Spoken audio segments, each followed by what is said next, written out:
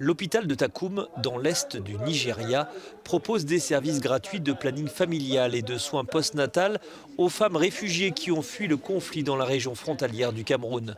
Bernice, 21 ans, n'oubliera jamais les circonstances dans lesquelles elle a donné naissance à son premier enfant. Les militaires occupaient l'hôpital où nous avions l'habitude d'accoucher. Du coup, j'ai dû accoucher à la maison car je n'avais pas d'accès à l'hôpital. L'accès aux soins de santé s'est considérablement détérioré au Cameroun anglophone depuis le début du conflit. Il y a 5 ans, des séparatistes ont déclaré l'indépendance des 2 régions anglophones du Cameroun. Depuis, le conflit fait rage dans ce pays majoritairement francophone.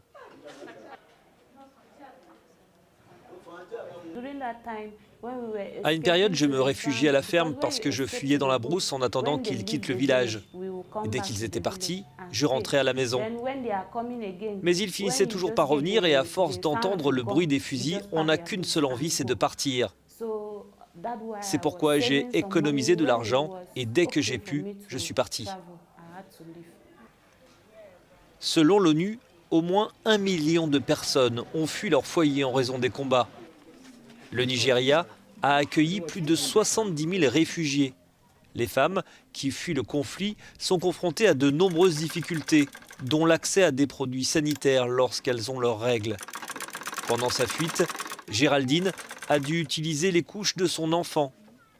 Mais lorsqu'elle est arrivée au camp de réfugiés d'Ogoja, elle a été formée à la couture de serviettes hygiéniques réutilisables. Lorsque je vais rentrer au pays, je sais que ça va me servir.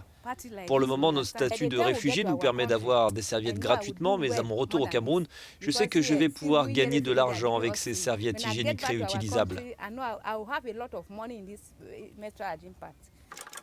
Avec la flambée des prix des serviettes hygiéniques au Nigeria, Géraldine gagne déjà sa vie grâce à ses nouvelles compétences. Elle vend maintenant ses serviettes fabriquées à la main à l'extérieur du camp de réfugiés à des femmes nigérianes.